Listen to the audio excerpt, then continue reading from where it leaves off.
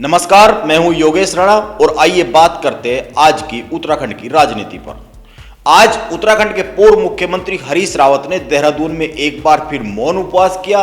उन्होंने छात्रों के बीच में बैठकर प्रदेश में छात्र संघ चुनाव कराए जाने की मांग की। छात्र संघ चुनाव कराए जाने का मुद्दा पिछले कई दिन से प्रदेश में चर्चा में है। प्रदेश के कई शहरों में छात्र इसके लिए आंदोलन कर रहे हैं। हालांकि एनएसयूआई के कार्यकर्ता ही अधिक आंदोलन कर रहे हैं। कहीं कहीं एबीवीपी भी मांग कर रही है कि चुनाव कराए जाए। लेकिन यह मान भी लिया जाए कि सभी छात्र आंदोलन कर रहे हैं तो भी छात्र संघ चुनाव का मुद्दा कांग्रेस के कितना काम आएगा, यह एक सवाल है, क्योंकि कांग्रेस इसको ज्यादा उठा रही है, हरीश रावत इसको मुद्दा बना रहे हैं। इस सवाल के जवाब पर बात करने से पहले ये जान ले कि छात्र संघ चुनाव क्यों नहीं हो रहे हैं और छात्रों की चुनाव के अलावा क्या क्या मांगे हैं, और यह भी जान ले कि जब 2 साल पहले छात्र संघ चुनाव हुए थे तो उनका परिणाम क्या रहा था। आज की तारीख में प्रदेश के छात्र संघों पर किसका कब्जा है, एबीवीपी का या फिर एनएसयूआई का।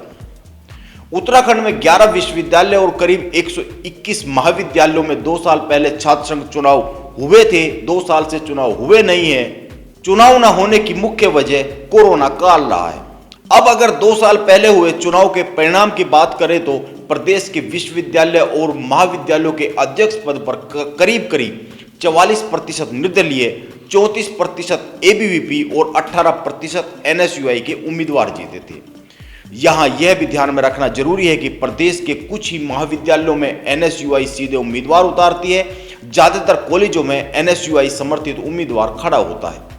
इस तरह से यह कहा जा सकता है कि जो 44% निर्दलीय अध्यक्ष चुने गए थे 2 साल पहले, उनमें कई सारे कांग्रेस के भी रहे होंगे। यह ध्यान में रखना जरूरी है। इस तरह से मोटी मोटी बात करें तो उत्तराखंड के छात्र संगठनों पर अभी एबीवीपी ज्यादा भारी दिखती है, उसका ज्यादा कब्जा है। मैं ये बात 2019 के चुनाव के आधार पर कह रहा हूं। अब बात करें छात्रों की अब की मांग की तो करीब 1 पखवाड़े से आंदोलन चल रहा है। छात्रों की सीधी सी मांग है छात्र संघों के चुनाव कराए जाए। उनका कहना है कि 2 साल से कोविड के कारण चुनाव नहीं हुए, लेकिन इस बार होने चाहिए। उनका एक बहुत मजबूत तर्क है और तर्क यह है कि जब विधानसभा के चुनाव हो सकते हैं तो छात्र संघों के चुनाव क्यों नहीं हो सकते।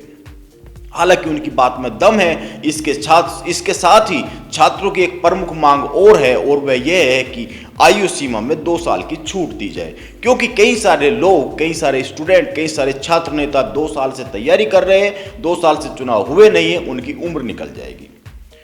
आंदोलन कर रहे छात्रों ने चेतावनी दी है कि अगर चुनाव नहीं कराए गए तो विधानसभा चुनाव का वो बहिष्कार कर देंगे। उत्तराखंड के पूर्व मुख्यमंत्री हरीश रावत ने छात्रों का समर्थन किया है। अब सवाल यह उठता है कि चुनाव क्यों नहीं हो रहे हैं, और होंगे तो उनका किसको लाभ मिलेगा। सवाल तो यह भी उठता है कि अगर विधानसभा चुनाव को अब बस 3 और 4 ही माह बचे हैं तो ऐसे में छात्र संघ चुनाव कराए जाने क्या ठीक रहेंगे। क्या होगा ऐसे समय पे केवल 3-3.5 महीने पहले अगर चुनाव कराए जाए छात्र संघों के। अगर विधानसभा से एकदम पहले छात्र संघ चुनाव कराए जाए तो कांग्रेस और भाजपा इन चुनाव को नाक का सवाल बना लेगी। यह ध्यान में रखना बहुत जरूरी है। पूरा फोकस इन चुनाव पर ही कर दिया जाएगा, क्योंकि इन चुनाव के परिणामों के आधार पर विधानसभा चुनाव के आने वाले परिणामों का आंकलन किया जाएगा। सवाल यह भी है कि छात्र संघ चुनाव को विधानसभा चुनाव का सेमीफाइनल मान लिया जाएगा। इस लिहाज से मेरा मानना है कि दोनों ही पार्टियां इस सिचुएशन से बचना चाहेगी, क्योंकि वह छात्र संघ चुनाव की परिणाम की छाया में विधानसभा चुनाव में नहीं जाना चाहेगी। इसके साथ ही दोनों ही पार्टियों की विधानसभा चुनाव की तैयारियां भी प्रभावित होगी। ये ध्यान में रखना बहुत जरूरी है, क्योंकि विधानसभा चुनाव दोनों पार्टी के युवा कार्यकर्ताओं के कंधों पर ही लड़ा जाना है। इसकी पूरी तैयारियां हो रही है। अब क्योंकि कांग्रेस विपक्ष में है, इसीलिए वो कोई ऐसा मुद्दा छोड़ना नहीं चाहती है जिसके जरिए प्रदेश की भाजपा सरकार पर दबाव ना बनाया जा सके। इसीलिए एनएसयूआई के जरिए छात्र संघ चुनाव का मसला उठाया जा रहा है। यह केवल माहौल बनाने की दिशा में किया जा रहा एक प्रयास भर है, ऐसा मेरा मानना है, क्योंकि पूरे प्रदेश में एनएसयूआई ही छात्र संघ चुनाव की मांग कर रही है सबसे ज्यादा जोर शोर से। हालांकि कहीं कहीं एबीवीपी के कार्यकर्ता भी कर रहे हैं। वैसे एक मत यह भी हो सकता है कि कोविड के दौर में विधानसभा चुनाव हो सकते हैं तो छात्र संघ चुनाव क्यों नहीं हो सकते। छात्रों की इस बात में दम तो है ही। तो यह थी उत्तराखंड की राजनीति की आज की बात। कल फिर मिलेंगे। नमस्कार।